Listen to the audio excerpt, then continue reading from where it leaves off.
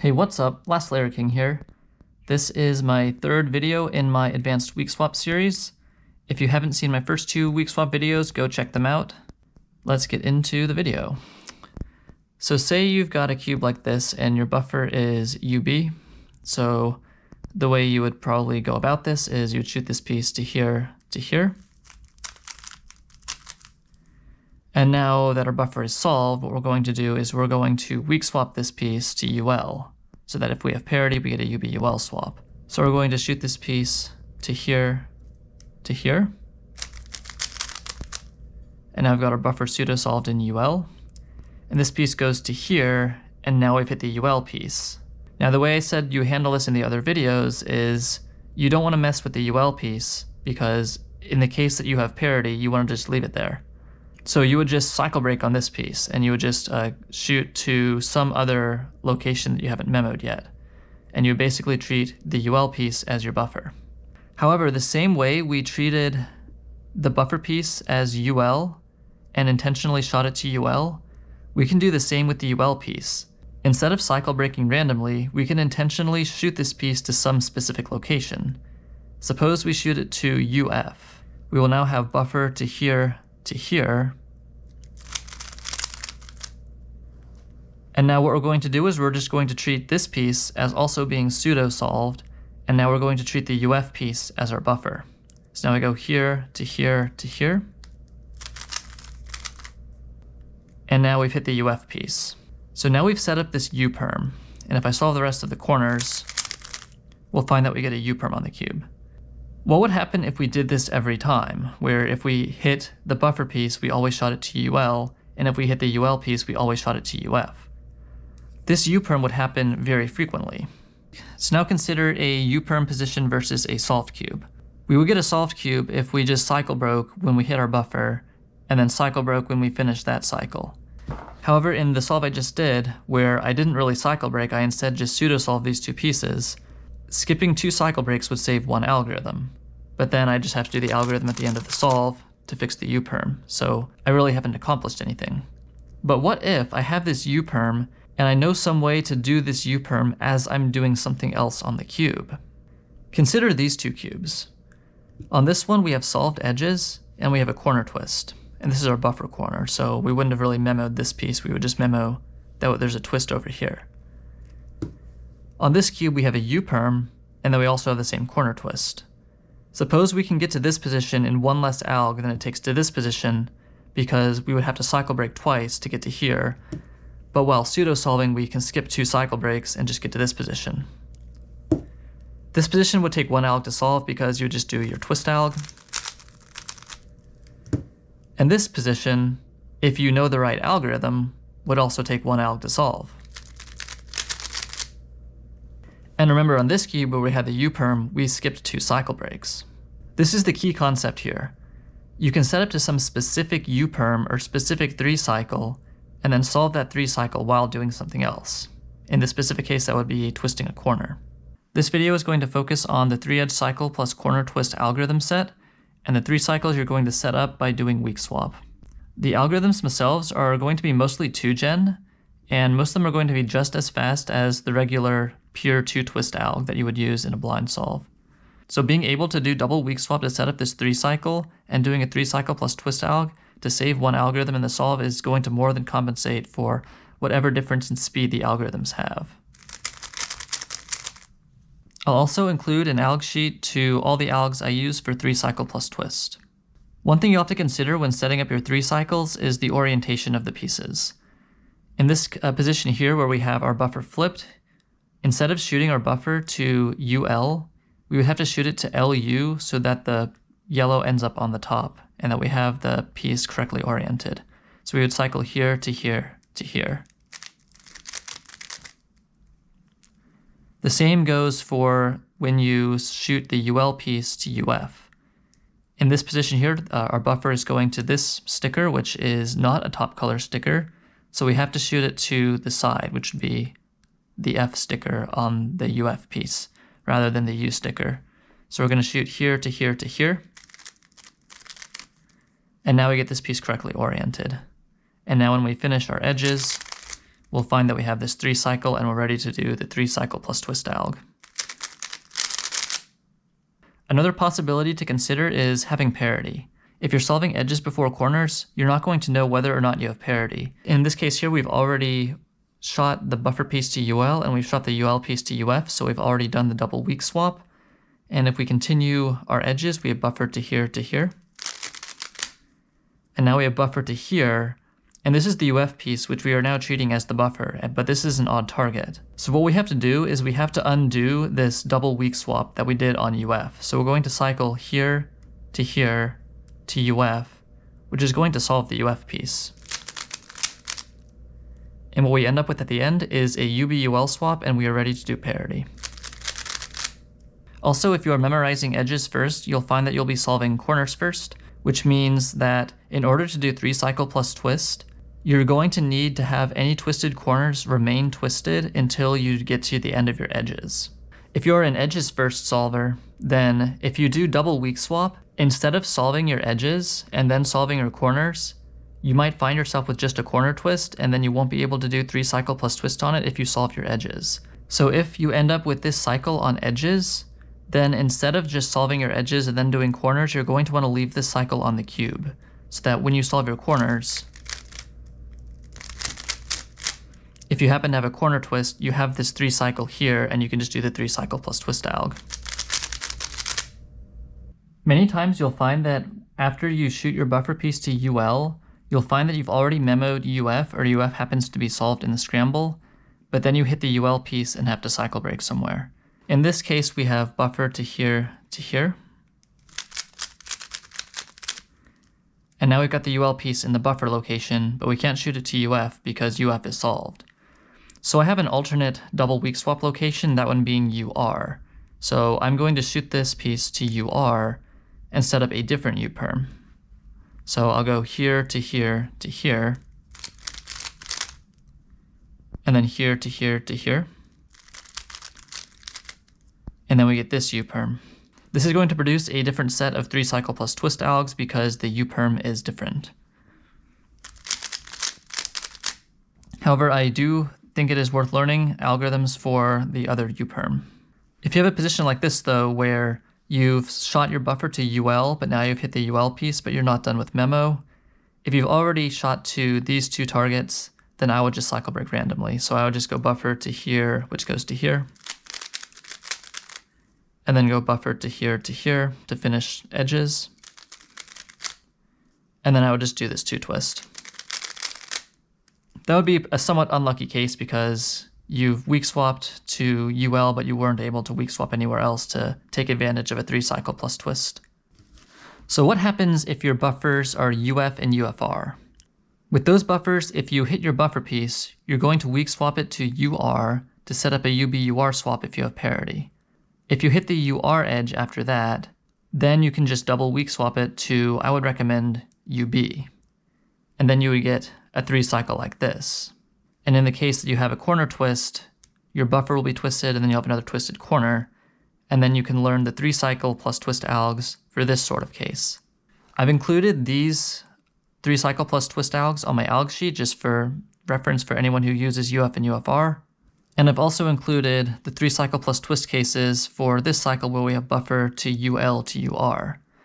So in the case that you hit your buffer and you shoot it to UR for weak swap, and then you hit the UR piece, but you can't shoot it to UB because you've already memoed UB, you can shoot it to UL, similar to how I would shoot to UR with a UB buffer, and you get this 3 cycle. I've also included the algorithms for this set on my algorithm sheet. Now that I've gone over the concepts, let's do some example solves. I'll put the scramble in the video. Be sure to scramble it in your orientation, and if you use UF and UFR as the buffers, then scramble it a Y2 from your orientation if you want to trace through how you would memo the cube. So here we've got a solved buffer, so we're going to start by weak swapping this to UL. We started on the yellow side, so we're going to shoot this to the yellow side. So this goes to UL, which goes to here. And now we've hit the UL piece. So we're going to now treat this as the UF piece and shoot it to the FU location. We have to shoot it to FU because we would only shoot it to UF if we hit the yellow side. But this piece needs to go to this location so that yellow is on top. which goes to here. This goes to here, and now we've hit the UF piece. So now that we've double weak swapped and we've shot the buffer to UL and we've shot UL to UF, we're now treating this piece as the buffer. So we're just gonna cycle break. So I'm gonna go to here, which goes to here. This goes back to here, and then I'm going to cycle break to here, which goes to here, to here. So there should be 12 targets, and we should end up with a U-perm on top because we did double weak swap. I'm now going to solve corners.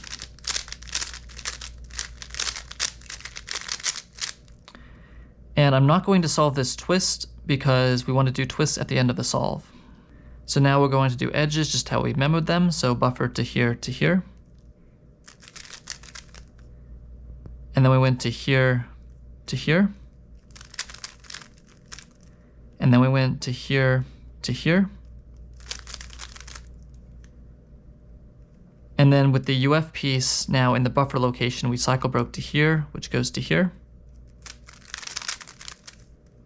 And then we finished this cycle and then cycle broke into this. And then we had to here, to here.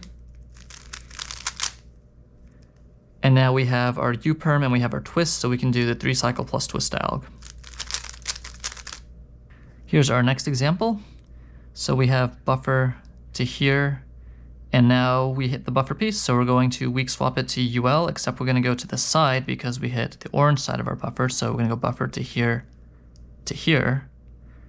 which goes to here, which goes to here,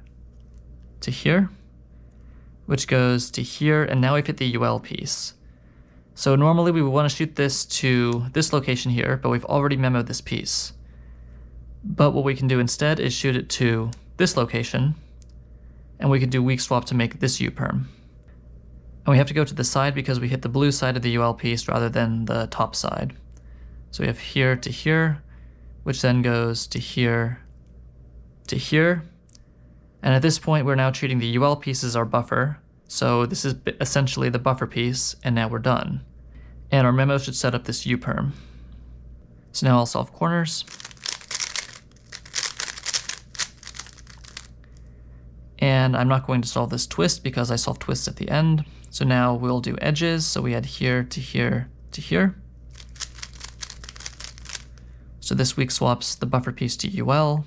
Then we had here to here to here. And then we had here to here to here. And then we had here. And then we double weak swap this piece to here to set up the U-perm.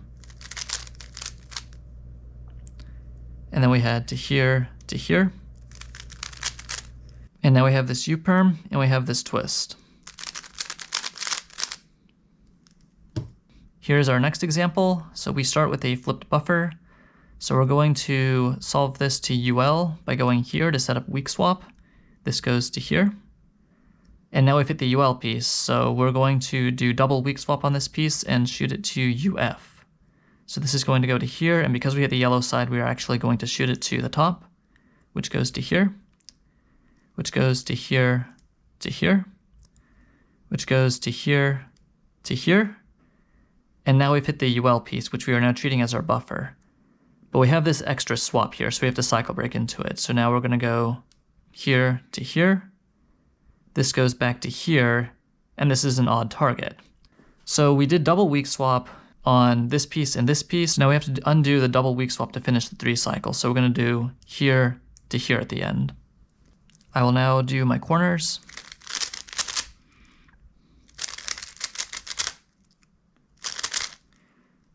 Okay, now I've done all my corners except for a parity target and a twist. So I'll go on to edges. So we had buffer to here to here.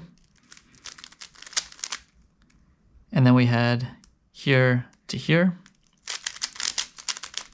And now we've got these 2 targets already set up for double weak swap. So now we have here to here. And then here to here. And then we had to cycle break into this swap. So we had here to here. And then we had here to here, which is going to undo the double weak swap. And we're left with this single weak swap, which is exactly the swap we want for parity. And I'm just going to solve this case with the LCTC alg. Here's our next example. So we have buffer to here, which goes to here, to here. And now we've hit the buffer piece, but we hit the orange side of the buffer, so we have to shoot this to the side target so that the piece is oriented correctly. So we'll go to here, which goes to here, to here. And now we've hit the UL piece. So we hit the side of the UL piece, so we're going to shoot it to the side of this piece to pseudo-solve it in UF. So we go to here, and now we're at the UF piece. Normally we'd hit the yellow side of the UF piece, but because we hit the red side, that means there's a flip somewhere. And we see that this piece is flipped. So right now we've got 5 letter pairs and a flip, and we know we're setting up to this cycle here. I'm now going to solve corners.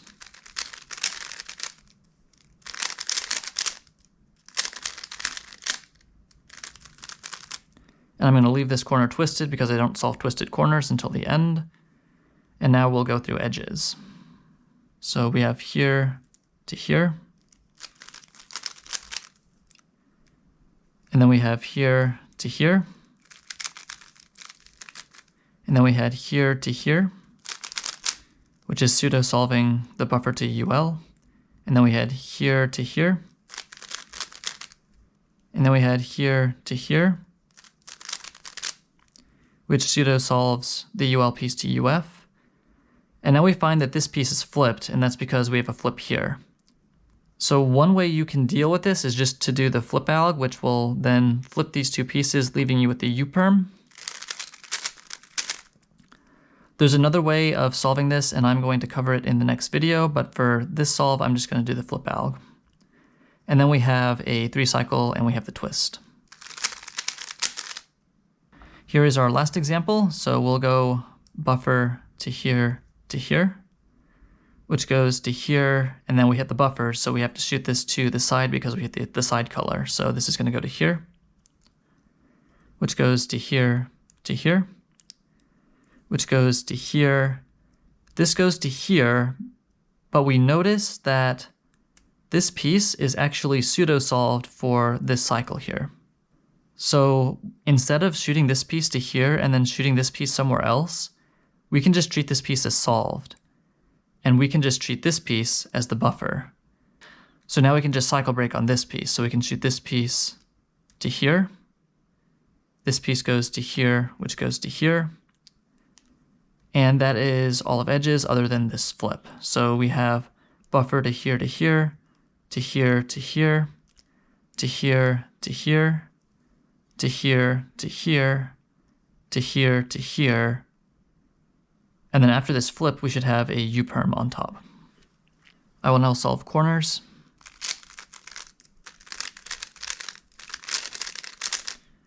So after this, I have just one twisted corner, and now we will just go through our edges. So we have here to here.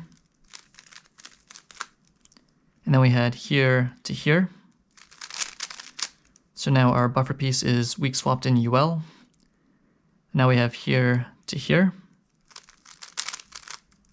And then we had here, and we didn't shoot this over to here. Instead, we cycle broke to this target here. And then we had here to here. And now because we have this flip, the piece in our buffer location is also flipped. So I'm just going to do the flip alg. And now we're left with a U-perm and a twist. So those are all the examples I have. Let me go over a few tips and tricks. So if you are someone who memos corners first, then you're going to know whether or not you have parity when you're going into edges. So after my last video, you might have been thinking, okay, I'll just do weak swap if I have parity, but if I don't have parity, I don't need to do weak swap. Well, now 3-cycle plus twist is an alg set that you can really only take advantage of if you do weak swap. So I recommend that regardless of whether or not you have parity, just get in the habit of doing weak swap and then setting up double weak swap if you can. Another tip, if you solve edges first, if you get the double weak swap cycle, I recommend always solving that at the end of the solve. So you would do all of your edges except for any double weak swap cycle you set up, whether it's this U-perm or this U-perm, and then you do your corners, and then if you have a twist, you can do 3 cycle plus twist. If you don't have a twist, then you'll just do the U-perm at the end of the solve. You might be thinking, oh, if I don't have a twist, then why not just do all of my edges and then do all my corners? But you might find yourself thinking like, while solving edges, do I have a twist, do I not? Because you're focusing on edges, not corners. So just to be consistent, I would always just leave any double weak swap cycle on the cube until the very end of the solve, just to be consistent, so that if you have a 3 cycle plus twist alg, you can do it every time. And then if you don't, you can just do a U-perm. And then if you are someone who memos edges first and solves corners first, if you have a corner twist, don't ever solve it till the very end of the solve. So you'll just do all your corner cycles, and if there's a twist, leave it on the cube, go to edges. If you have a double weak swap cycle, you can do the 3 cycle plus twist. If you don't worry about it, just do the twist at the end of the solve. Double weak swap is something that takes a lot of time to get used to. It is kind of confusing sometimes, thinking, do I have a U-perm, do I not? Because really what you're memoing is just letters. You'll have to train yourself to get in the mode of knowing what you've weak swapped and what you haven't. And even I still DNF some solves by U-perms because I don't remember whether or not I did the double weak swap cycle. So it just takes some getting used to. I hope you found this video instructive. Thanks for watching, and I will catch you in the next one.